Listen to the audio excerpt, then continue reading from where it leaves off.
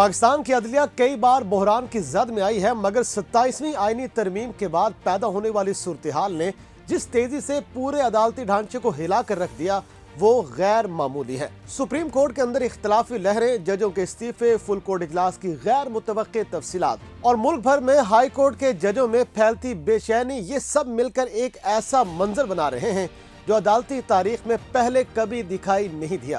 یہ ترمیم بنیادی طور پر سپریم کورٹ کے اختیارات کی تنظیم نو اور وفاقی آئینی عدالت کے قیام سے متعلق ہے۔ تنازع اس لیے بڑا کہ سپریم کورٹ کے بعض اختیارات کو نئے فورم پر منتقل کیا جا رہا ہے۔ آئینی مقدمات کا حتمی اختیار اب مکمل طور پر سپریم کورٹ کے پاس نہیں رہے گا۔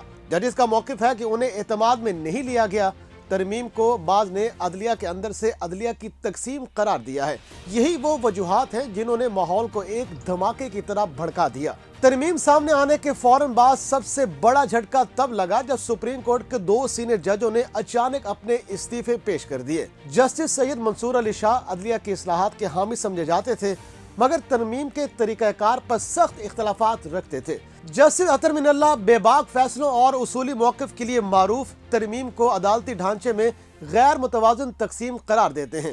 دونوں کے استعفے نے واضح کر دیا کہ سپریم کورٹ کے اندر اختلافات محض تاثر نہیں بلکہ ایک حقیقت ہے۔ اب لاہور ہائی کورٹ سے جسٹس شمس محمود مرزا کے استعفے نے معاملے کو صوبائی عدلیہ تک پھیلا کر رکھ دیا ہے۔ یہ پہلا موقع تھا جب ہائی کورٹ کے کسی جج نے براہ راست اس بحث کے دوران اپنے عہدے سے الگ ہونے کا انتخاب کیا، جسے عدالتی ماہرین خطرے کی گھنٹی قرار دے رہے ہیں۔ دوسری جانب سپریم کورٹ میں فل کورٹ اجلاس بلایا گیا، مگر اس اجلاس نے بھی تنازع کو کم کرنے کے بجائے مزید سوالات کھڑے کر دیے۔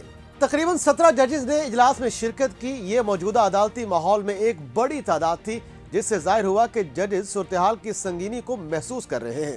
تاہم جسٹس منیب اختر اور جسٹس عائشہ ملک کی غیر حاضری کو خاموش احتجاج کے طور پر دیکھا گیا۔ اجلاس میں 27ویں ترمیم پر براہ راست بحث نہیں کی گئی۔ فل کورٹ اجلاس کا باضابطہ اعلامیہ غیر معمولی طور پر مختصر تھا۔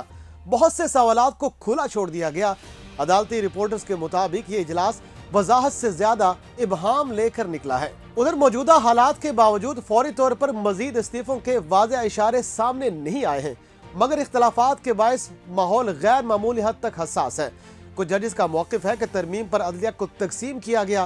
بیشتر ماہرین کہتے ہیں کہ خطرہ کم مگر مکمل طور پر ٹلا نہیں ہے۔ تاہم ہائی کورٹس کی صورتحال زیادہ غیر یقینی ہے۔ اسلام آباد ہائی کورٹ کے بعض جج دستیابی نہ ہونے یا متبادل تقرری کی بات کر چکے ہیں۔ کچھ مبصرین کے مطابق 2 سے 4 مزید ہائی کورٹ ججز استعفیٰ یا رخصت کی صورت میں قدم اٹھا سکتے ہیں۔ مجموعی فضا یہ بتاتی ہے کہ ہائی کورٹ سطح پر خاموش بے چینی موجود ہے۔ تو ایسے میں کیا واقعی عدلیہ تقسیم ہو رہی ہے؟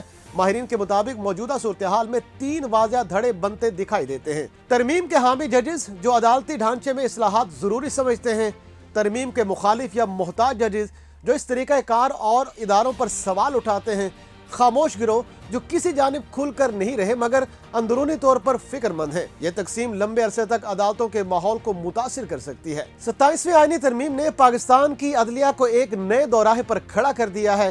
ایک طرف اصلاحات کا دعویٰ ہے تو دوسری جانب عدالتی خود مختاری کا سوال۔